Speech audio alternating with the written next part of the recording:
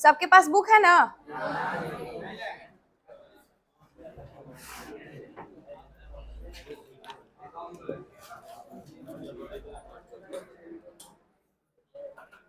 इसको बस ऐसे ऊपर करते जाएंगे तो वो सब आते रहेगा।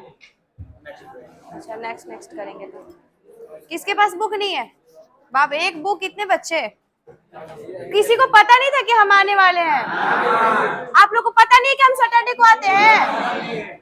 बिल्कुल ना, हम सैटरडे को नहीं आते हैं।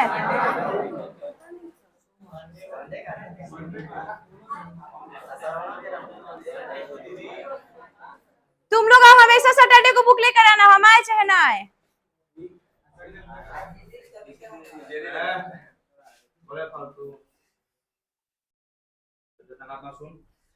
चलो ठीक है, इस पे से पढ़ना, सब कॉपी निकाल लो नोट करने के लिए।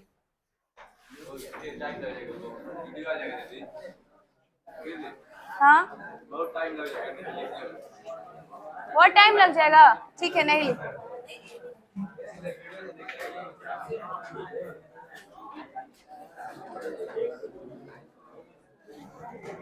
ठीक है चलो, लिखने में टाइम लग जाएगा, नहीं लिखो, बस समझ लो। उसके बाद वीडियो अपलोड हो जाएगा तो तुम लोग लिखते रहना, पढ़ते रहना, कुछ भी करना।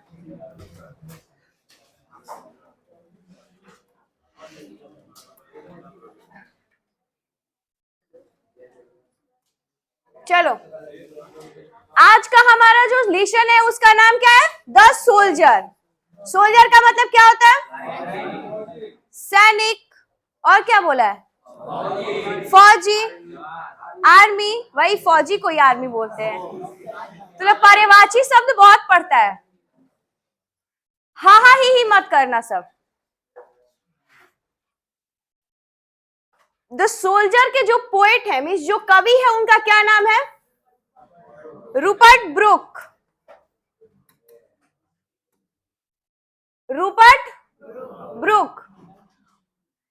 द सोल्जर जो है हमारा 6 चैप्टर है। 6 चैप्टर का नाम है द सोल्जर। द सोल्जर के पोएट है Rupert Brooke. He was the born in the well to do academic family. इनका जो बॉर्न हुआ था, बॉर्न मीन्स जन्म, जो इनका हुआ था वो एक एडमिक फैमिली में हुआ था। ये सब क्यों? एडमिक फैमिली में मतलब क्या होता है? शिक्षित परिवार। एडमिक मीन शिक्षित, फैमिली का मतलब होता है परिवार। इनका जो जन्म था वो एक शिक्षित परिवार में इनका जन्म हुआ था। मतलब इनके फैमिली बैकग्राउंड जो था ना वो बहुत अच्छा था। इनकी मदर भी एजुकेटेड थी, फादर भी एजुकेटेड थे, और इनके घर में जो कोई भी अदर फैमिली होंगे वो सारे एजुकेटेड थे। इसलिए बोला गया है कि इनका जो जन्म था, इनका बॉर्न मतलब इनका जन्म एक एडमिक फैमिली मतलब एक शिक्षित परिवार में इनका जन्म हुआ था। His father is a house master at the Rugby school. इनके फादर जो थे, इनके पिता जो थे, वो क्या थे? House master. हाउस मास्टर का मतलब क्या होता है? देखो, एक हॉस्टल का नाम सुने हो सब? एक हॉस्टल में एक ऐसे टीचर होते हैं जो उसके वहां के बच्चों की देखभाल, बच्चा क्या खा रहा है, क्या नहीं खा रहा है, कैसा पढ़ रहा है, उसमें घर में जितनी भी जिम्मेदारी होती है उस सबको चलाने वाले को हाउस मास्टर बोलते हैं। मतलब इनके जो पिता थे वो रग्बी स्कूल में, ये एक स्कूल का नाम है, रग्बी स्कूल में इनके पिता जो थे वो एक हाउस मास्टर थे। किसके पिता? रूपर्ट ब्रूक के। He was educated in the King's College, Cambridge. ये जब बचपन में छोटे थे तब तो इन्होंने रग्बी स्कूल में ही पढ़ाई की।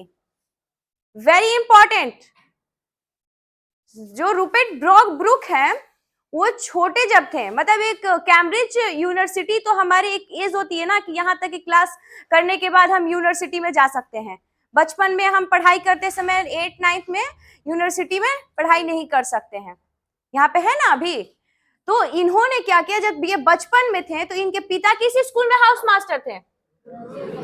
रग्बी स्कूल में, ये स्कूल का नाम है, और उसी स्कूल में इन्होंने बचपन की पढ़ाई कंप्लीट की थी। जब बचपन की इनकी पढ़ाई कंप्लीट हो गई तो ही was the educated in the Kings college Cambridge. और ये बचपन का पढ़ाई कंप्लीट होने के बाद ये कहाँ चले गए? किंग्स कॉलेज कैम्ब्रिज में। याद रखिएगा नाम, Kings college Cambridge, Cambridge university, नाम सुना है सब ना बहुत बार। तो उसी कॉलेज में इन्होंने दाखिला लिया, मतलब इस यूनिवर्सिटी में इन्होंने अपना एडमिशन कराया आगे की पढ़ाई के लिए। W.B. Yeats the famous poet, W.B. Yeats जो है मीन्स थे, वाज मीन्स थे, वो एक सब बहुत फेमस पोएट थे। फेमस मीन्स प्रसिद्ध पोएट थे। Described him as the handsomest young man in the England. जो W.B. येट्स हैं, याद रखना कि W.B. येट्स जो थे वो रूपर्ट ब्रूक को इंग्लैंड के सबसे सुंदर नवयुवक कहकर इनको पुकारा करते थे। मतलब इनको एक उपाधि दे दी गई। इंग्लैंड में इनका जन्म हुआ, इंग्लैंड इनकी मातृभूमि थी। तो इंग्लैंड के जो W.B. येट्स हैं, W.B. येट्स एक फेमस पोएट का नाम है, वो ऐसा आम इंसान नहीं है। W.B. येट्स जो है एक पोएट का नाम है, बहुत फेमस पोएट थे। इन्होंने रूपर्ट ब्रूक को सबसे सुंदर नवयुवक कहकर पुकारा। कहाँ का? इंग्लैंड का। इंग्लैंड का सबसे ज्यादा सुंदर, मोस्ट हैंडसम लिखा है ना, मोस्ट हैंडसम मैन कहकर इनको पुकारा। मतलब ये इंग्लैंड का सबसे सुंदर मतलब नवयुवक कहकर इनको पुकारा। किन्होंने पुकारा? W.B. येट्स ने।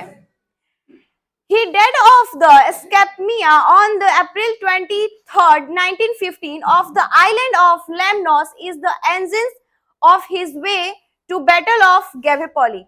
इनकी मृत्यु अब कैसे हो गई? गैलिपोली युद्ध से। यहाँ पे एक युद्ध का नाम दिया गया, और बैटल का मतलब क्या होता है? युद्ध, लड़ाई, जंग, और पर्यायवाची बताओ। झगड़ा। हाँ, तुम झगड़ा में सबसे आगे रहता होगा, हम तुमको पहचानते हैं। तुम बहुत लड़ाई झगड़ा फरियाता बहुत ज्यादा है तुम। आप देखो इनकी मृत्यु कैसे हुई। एक युद्ध में ये गए थे। द सोल्जर मतलब सैनिक। और ये हमारा यहाँ का ये जो पोएम है, इसका हेडिंग देखते हुए भी हम ऐसा पहचान सकते हैं कि द सोल्जर मतलब इसमें सैनिक से रिलेटेड कुछ बात है। तो ये तो एक सैनिक थे। कौन सैनिक था? Rupert Brooke. रूपर्ट ब्रूक कौन थे? एक सैनिक थे। इन्होंने एक युद्ध में गए थे। कौन से युद्ध में? गैलिपोली युद्ध। युद्ध का नाम भी दिया गया है, दिया है ना। वहां से एक आइलैंड से लौट रहे थे, मतलब युद्ध हो चुका था। गैलिपोली बैटल मींस गैलिपोली युद्ध से जब ये वापसी कर रहे थे, तब इनके शरीर में एक ऐसा रोग उत्पन्न हुआ जिसको एस्पेटमिया बोला गया। मतलब ये एक ऐसा रोग है ना जो हमारे शरीर के अंदर जहर फैला देता है।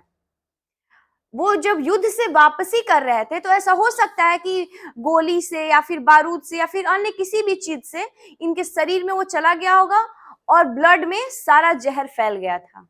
और जब हमारे शरीर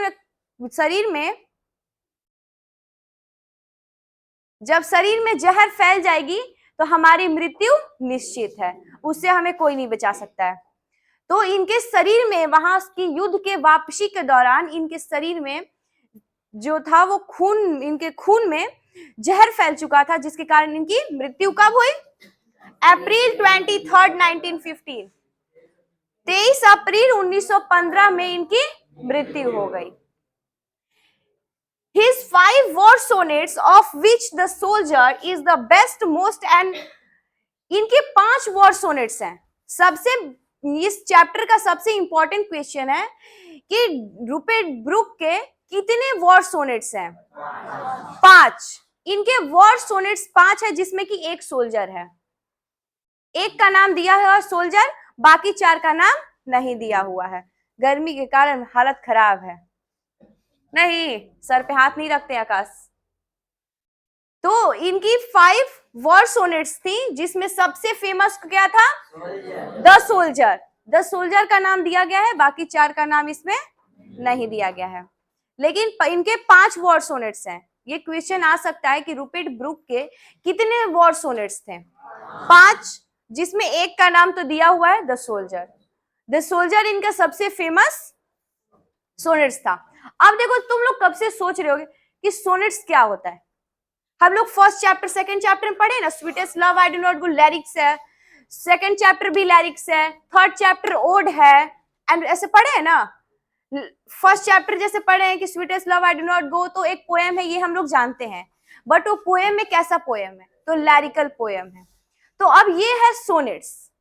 6 चैप्टर जो है वो ना लैरिकल है ना ओड्स है, कुछ नहीं है, ये क्या है? सोनेट्स है। अब इसका नाम तो फर्स्ट टाइम सुने हो, सोनेट्स अब होता क्या है, अब नेक्स्ट ये पढ़ेंगे।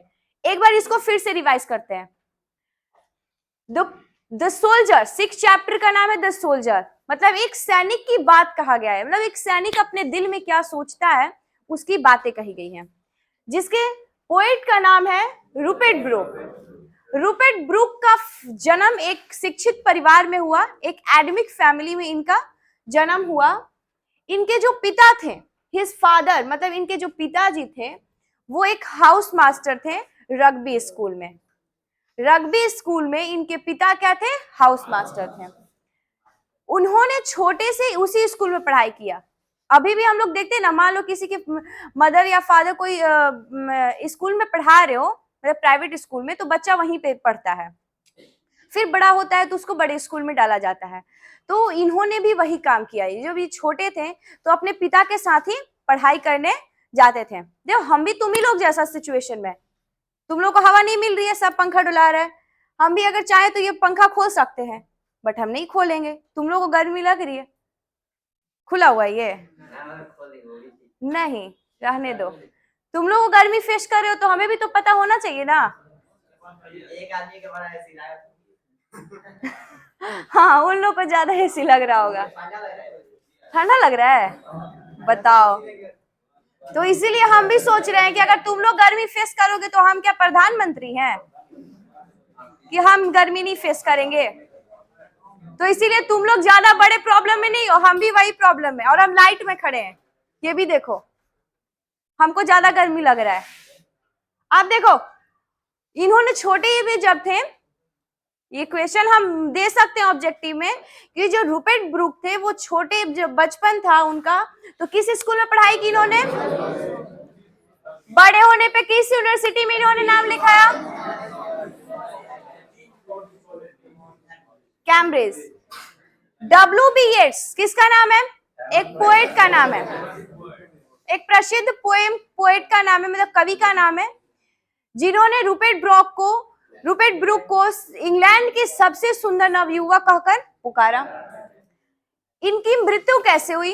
इनकी मृत्यु एक युद्ध की वापसी के दौरान, वो युद्ध का क्या नाम था? गैलीपोली युद्ध के से जब ये वापस कर आ रहे थे, गैलीपोली बैटल से, मतलब गैलीपोली का युद्ध के बाद ये जब आ रहे थे, जब ये वापसी कर रहे थे, तब किसी कारणवश इनके शरीर के खून में जहर फैल गया, और जहर फैल जाने के कारण इनकी मृत्यु हो गई। रूपर्ट ब्रूक के 5 सोनेट्स हैं, सबसे इंपॉर्टेंट है 5 वॉर सोनेट्स। वॉर सोनेट्स मतलब सब में युद्ध की ही जिक्र की गई है। वॉर मतलब क्या होता है? युद्ध। 5 में युद्ध का ही जिक्र किया गया, तभी इसका नाम वॉर सोनेट्स रखा गया है। जिसमें सबसे फेमस जो है द सोल्जर है, जो कि अभी हम लोग पढ़ रहे हैं।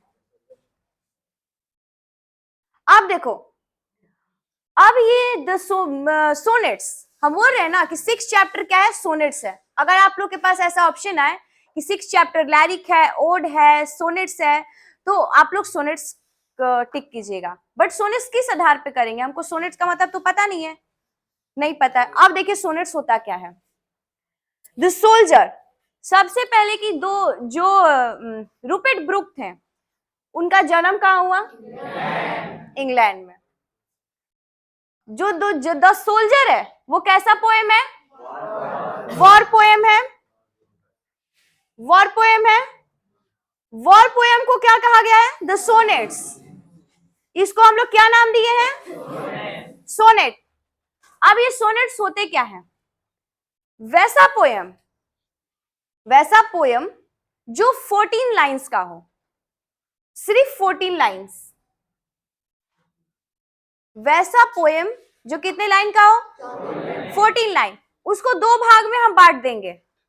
एक ये चैप्टर है, उसको दो भाग में हम लोग बांट देंगे। एक पोएम है, उसको हम लोग कितने भाग में बांटेंगे?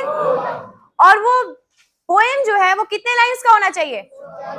14 लाइन का होना चाहिए। उसको हम लोग दो भाग में कन्वर्ट करेंगे, बट इक्वल कन्वर्ट नहीं करेंगे, एक में ज्यादा एक में कम रखेंगे। तो देखो, सबसे पहला द सोल्जर कैसा पोएम है? War poem. वॉर पोएम में सोनेट्स है। सोनेट्स अब किसको बोलते हैं? वैसा पोयम। ये कवि स्टोरी नहीं हो सकता है। वैसा पोयम जो सिर्फ और सिर्फ 14 लाइन का हो। तो सोनेट्स ये कितने लाइंस का है? काउंट कर सकते हो तुम लोग बुक में। अब उस 14 लाइन को कितने भाग में बांटेंगे? दो भाग में बांटेंगे। पहला में रखेंगे 8 लाइंस और दूसरा में रखेंगे 6 लाइंस। इक्वल पार्टिसिपेट नहीं ना किए हैं, इक्वल डिस्ट्रीब्यूट नहीं करना है दोनों में, एक में ज्यादा एक में कम करना है। तो पहले की 14 लाइन का है, 14 लाइन के बाद इसको दो भाग में और बांटे हैं। ये 14 लाइन का है ना, तो दो इधर इधर की है ना, तो 2 लाइन। तो पहला में 8 लाइन रखेंगे, दूसरा में कितना लाइन रखेंगे? 6 लाइन। अब देखो, जो 8 लाइन का होगा ना उसका भी अलग नाम है। अब जो 8 लाइन का जो रखेंगे ना उसको ऑक्टेव बोलेंगे, और जो 6 लाइन का होगा उसको सेस्टेव बोलेंगे। फिर से एक बार, द सोल्जर जो है वॉर पोएम है। सबसे पहली बात, ये वॉर पोएम है। दूसरा, ये सोनेट्स है। सेकंड चैप्टर क्या है? सोनेट्स है। लैरिकल ओड कुछ नहीं है, सोनेट्स है। अब सोनेट्स का मतलब क्या होता है? अब तो दिमाग में आएगा ना कि सोनेट्स का मतलब क्या होगा।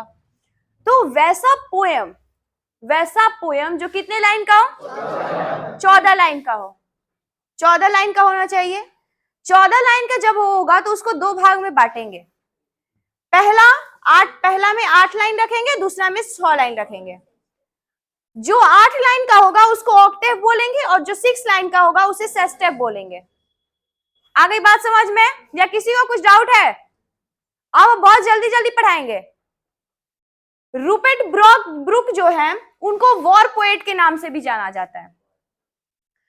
आप लोग को यह भी क्वेश्चन आ सकता है कि रूपर्ट ब्रूक को और किस नाम से जाना जा सकता है? वॉर पोएट के नाम से। मतलब ये युद्ध से जुड़ी ज्यादा कविताएं लिखते थे, इसलिए इनको वॉर पोएट के नाम से जाना जाता था।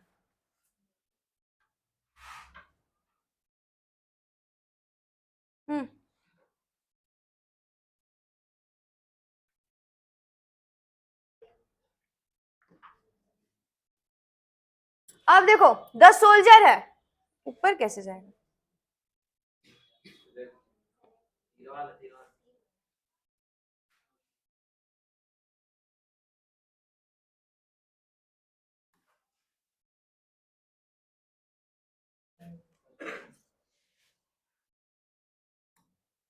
अब देखो, कोई खड़े हो तो लड़का ओनली फॉर बॉयज।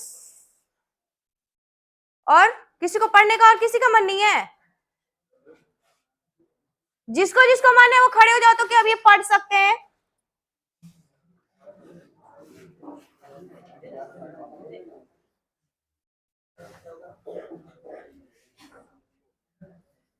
भोज खाने नहीं बुलाया तुम लोग, लजा रहे हो सब बैठ जाओ, तुम खड़े रहो। तुम चलो पढ़ो तो इसको थोड़ा जोर से।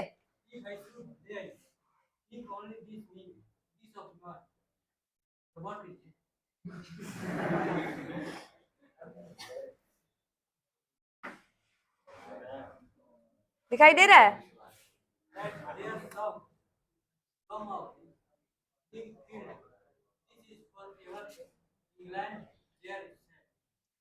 बैठ जाओ। अब हम बोले जल्दी जल्दी पढ़ाएंगे, समझने की शक्ति ज्यादा रखना। अब तुम लोग इंटर में गए, समझ में आई बात? If I should die, if I का मतलब क्या होता है? मैं। जब मैं मर जाऊं, वो एक सैनिक है और सैनिक को किसी ना किसी दिन मरना है, वो युद्ध में मर जाए या फिर अपनी निश्चितकालीन मृत्यु के आने पर मर जाए। लेकिन एक जब युद्ध मतलब एक सैनिक जब सैनिक बनता है तो वो जानता है कि मैं कभी भी मर सकता हूँ। मेरे मरने की जो समय है वो कभी फिक्स नहीं हो सकती। क्या पता मैं कभी किसी युद्ध में मर जाऊं या फिर किसी दूसरे देश के साजिश के थ्रू मर जाऊं। जब पुलवामा में अटैक हुआ था तो कोई सैनिक सोचा था कि मैं मर जाऊंगा, मैं अपनी फैमिली से अलग हो जाऊंगा? लेकिन उसके मन में ऐसा होगा कि मैं कभी भी मर सकता हूँ। जब मैं फौज में भर्ती हुआ हूँ तो मेरे मरने की कोई निश्चित समय नहीं है। तो वही रूपर्ट ब्रूक बोल रहे हैं कि इफ आई शुड डाई, मैं जब भी मर जाऊं, थिंक ओनली दिस ऑफ मी, तो तुम ये सोचना, तुम मतलब वो पूरे अपने देश के लिए बोल रहे हैं। और ये भी एक पेट्रियोटिक पोएम है, मतलब पेट्रियोटिक मतलब देशभक्ति। हम लोग जो है वो अपने देश के प्रति समर्पित है। हम आज जो भी है वो अपने देश के लिए ही है। अगर हमें मरने के लिए कोई बोले तो हम देश के लिए मर सकते हैं, इसमें कोई झिझक नहीं होनी चाहिए। तो वो बोल रहे हैं, इंग्लैंड के वो पोएट हैं, तो मतलब उनके लिए उनके पेट्रियोटिक मतलब देशभक्ति किस चीज से हुई? इंडिया से तो होगी नहीं। जब उनका जन्म इंग्लैंड में हुआ, वो इंग्लैंड के सैनिक है, तो उनकी देशभक्ति इंडिया के लिए या फिर अदर कंट्रीज के लिए नहीं होगी, वो इंग्लैंड के लिए ही होगी। तो बोलते हैं, if I should die think only this of me, जब मैं मर जाऊं तो तुम लोग बस एक ही बात सोचना, that there some corner of foreign field, जब मैं मर जाऊंगा तो ऐसा तो नहीं है कि मैं अपने देश में ही मरूंगा, मैं किसी भी जगह पे मर सकता हूं। तो मान लो ये एक कंट्री है, ठीक है, उसका मैप है, ये मैप नहीं है, बस सपोज करना है, अमीबा नहीं है। मान लो ये एक किसी भी देश का मैप है, जो कि मैप है नहीं। तो वो क्या बोल रहे हैं रूपर्ट ब्रूक कि मान लो ऐसा तो नहीं कि मैं अपने देश में ही मरूंगा, मैं किसी भी देश में भी मर सकता हूं। तो जब भी मैं मरूं तो ये सोच लेना कि अगर किसी देश में मर रहा हूं, मान लो कि ये पूरा एक देश है और ये यहाँ पर मर गए, ठीक है, ये एक जगह है जहां की ये मर चुके, सबको दिख रहा है ना जी, तो यहाँ पे वो मर जाते हैं।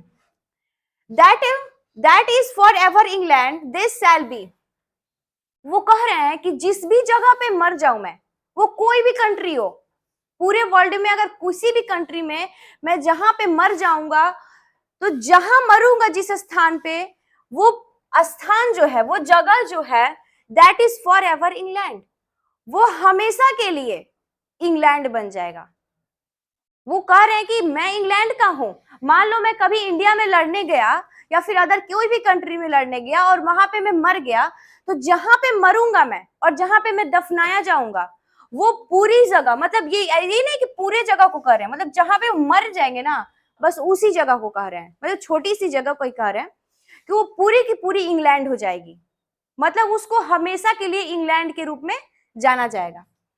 This shall be in the rich earth is richer dust concealed, इसलिए वो कह रहे हैं कि वो मर जाएंगे, उनको दफना दिया जाएगा, और जहां दफनाया जाएगा वो हमेशा के लिए वो जगह क्या होगी? इंग्लैंड की होगी। तो वो कह रहे हैं कि जब मैं उसमें दफन हो जाऊंगा, दैट एवर बी इंग्लैंड, वो हमेशा के लिए इंग्लैंड के रूप में जाना जाएगा। This shall be in the rich earth, उस जगह पे, मतलब उस समृद्ध धरती पर, कोई भी धरती है तो उसका निरादर तो हम लोग नहीं कर सकते हैं, कोई भी कंट्री हो, तो उस रिच अर्थ पर, मतलब इस जगह पर, मतलब उस समृद्ध जगह पर मैं दफन हो जाऊंगा। एंड रिचर डस्ट, और मेरा जो शरीर का कण है, वो रिचर डस्ट का मतलब वो अपने कण बोल रहे हैं, कण मतलब शरीर का कोई पार्ट्स नहीं, कण मतलब पूरा शरीर। जब दफन होता है तो हाथ अलग, बाह अलग, पैर अलग, ऐसे करके नहीं दफनाया जाता है, सारा एक ही जगह दफनाया जाता है। तो रिचर्ड डस्ट का मतलब वो बोले हैं कि मैं जहां मर जाऊंगा, मतलब मेरा शरीर जो है, रिचर्ड डस्ट का मतलब मेरा शरीर जो है उस धरती में विलीन हो जाएगा। जब भी मैं मर जाऊंगा तो जिस जगह पे दफन होऊंगा वो पूरा का पूरा तो पहले इंग्लैंड हो जाएगा, और मेरा जो शरीर है, मेरा जो कण है शरीर का, वो उस धरती में मिल जाएगा। और डस्ट होम इंग्लैंड बोर, क्यों मिल जाएगा? ऐसा हम बोलेंगे ना कि तुम जहां मरोगे उसको इंग्लैंड क्यों मानेंगे? तुम इंडिया में मरे हो तो ऐसा थोड़ी कि उसको पूरा का पूरा हम इंग्लैंड बना देंगे, नहीं। वो इसलिए कह रहे हैं कि मेरी जो जन्म है वो इंग्लैंड में हुई है, अ डस्ट होम इंग्लैंड, वो डस्ट कहां से उत्पन्न हुआ? इंग्लैंड से। डस्ट का मतलब अभी क्या बताया यहाँ पे? रिचर्ड डस्ट का मतलब कण, उनका शरीर का कण। डस्ट मतलब धूल मिट्टी नहीं समझना, वो रिचर्ड डस्ट का मतलब वो अपने आप के लिए कह रहे हैं, मतलब उनकी शरीर के लिए कह रहे हैं कि मेरा जो शरीर है उस धरती में विलीन हो गया है, और इसलिए मैं कह रहा हूं कि अ डस्ट होम इंग्लैंड बोर, वो जो डस्ट है, वो शरीर है, वो कहां से उत्पन्न हुआ है?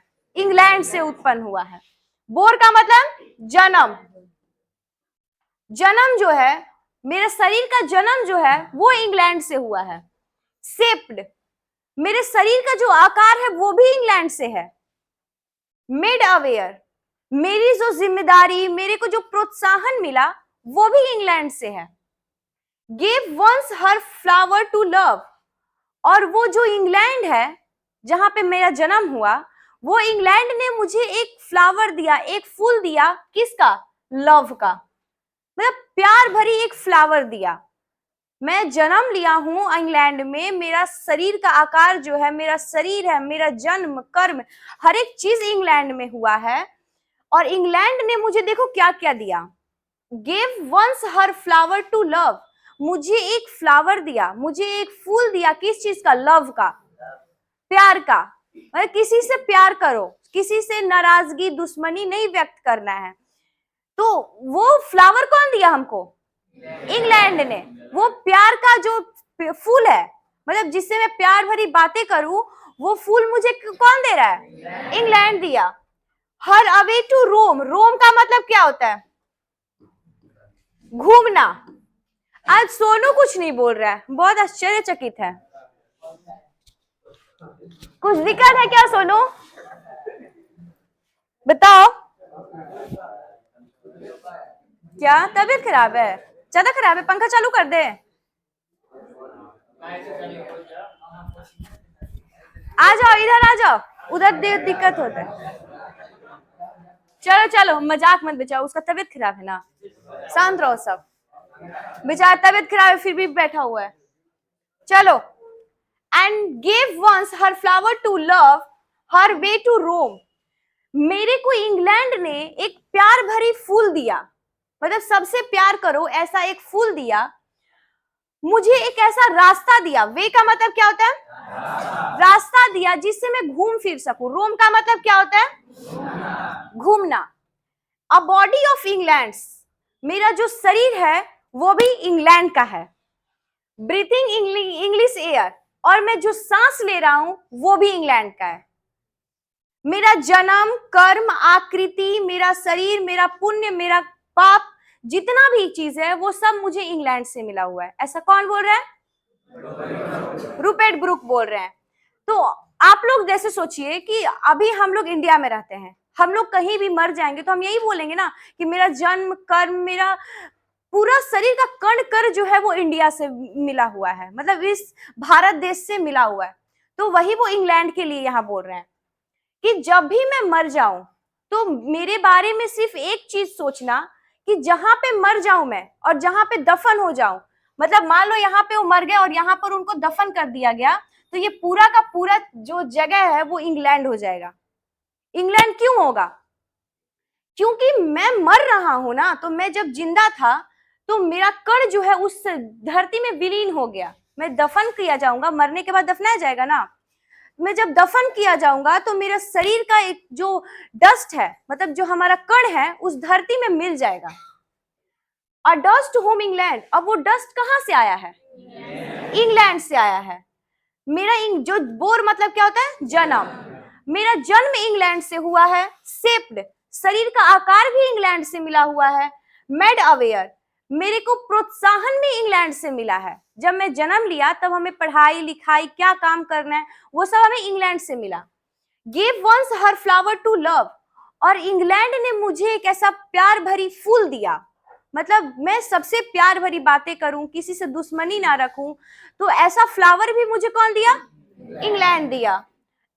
हर वेज टू रोम, और मुझे एक ऐसा वे दिया। वे मतलब क्या होता है?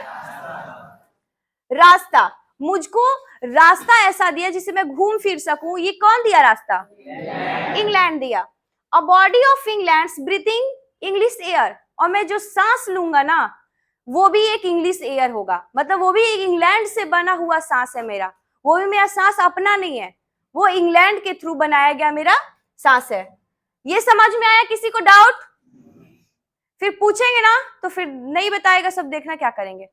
कुछ डाउट है तो पूछ लो एक बार।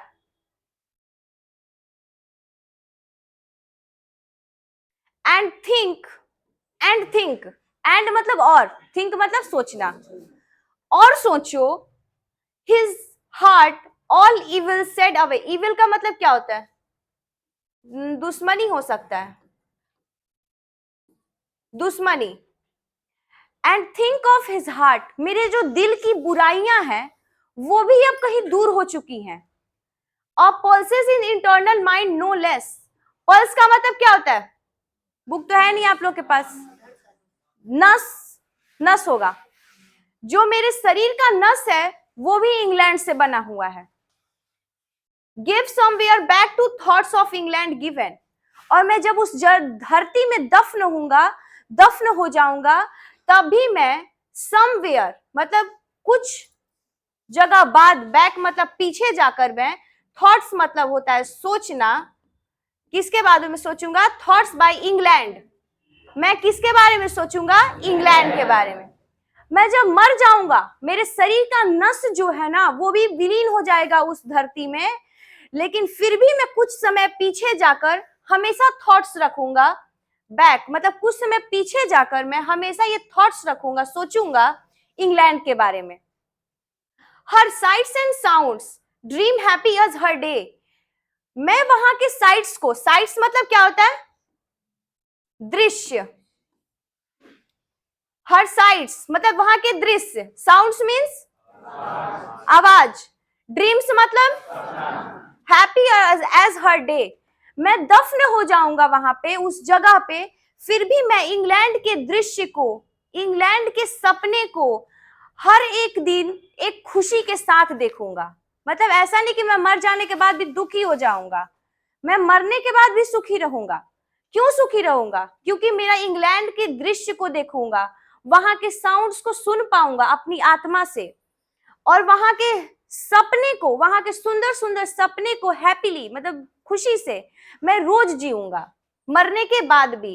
एंड लाफ्टर, लाफ्टर का मतलब क्या होता है? हंसना। लर्न ऑफ फ्रेंड्स मतलब जो चीज मैं अपने फ्रेंड से सीखा हुआ हूं। लर्न मीन्स सीखना, ऑफ फ्रेंड्स मतलब फ्रेंड, ऑफ का यूज होता है किसी चीज को का बोलने में, मतलब ऑफ का मतलब हम लोग का पढ़ सकते हैं। मतलब जो भी चीज मैं अपने फ्रेंड से सीखा हूं, जो चीज मैं अपने फ्रेंड से सीखा हूं। एंड जेंटलनेस, जेंटलनेस का मतलब होता है विनम्रता। और मैं वहां की हंसी को, लाफ्टर मीन्स हंसना, बोलो ना, लाफ्टर मीन्स हंसना। और जो चीज मैं वहां के फ्रेंड से, वहां के दोस्तों से मैं सीखा हूं, एंड जेंटलनेस, और वहां की जो विनम्रता है। In heart at peace, peace का मतलब होता है शांति। अंडर द इंग्लिश हेवन, मेरी जो खुशी रहेगी ना, मेरी जो लाफ्टर, मैंने जो हंसने का तरीका सीखा है, किससे?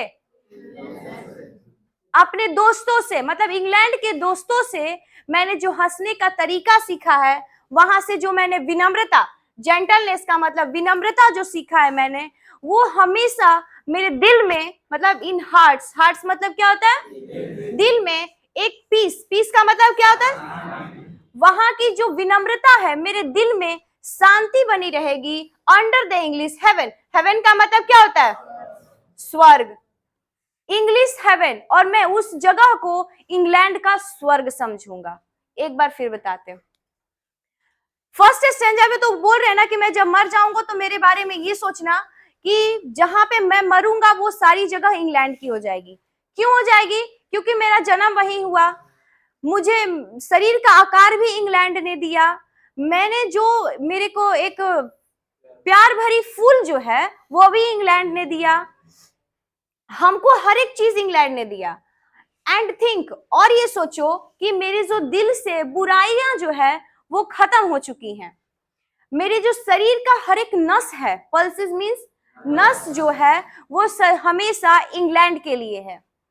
Give somewhere back to thoughts of England given, और मैं कभी भी मरने के बाद में जब दफन हो जाऊंगा, जब मेरी शरीर उस मिट्टी में विलीन हो जाएगी, तभी मैं किसके बारे में थॉट्स रखूंगा? इंग्लैंड के बारे में। और ये सोचूंगा, मतलब दफन होने के बाद भी मैं ये सोचूंगा, क्या सोचूंगा? हर साइड्स, मतलब वहां के दृश्य के बारे में, वहां की आवाज के बारे में, वहां के ड्रीम्स के बारे में, मतलब सपना, हैप्पीली एज हर डे। और हर एक रोज में वहां की दृश्य की, वहां का साउंड्स और वहां का सपना एक प्यार भरी स्वर में देखूंगा। मैं मरने के बाद भी मैं सपना किस चीज का देखूंगा? इंग्लैंड का।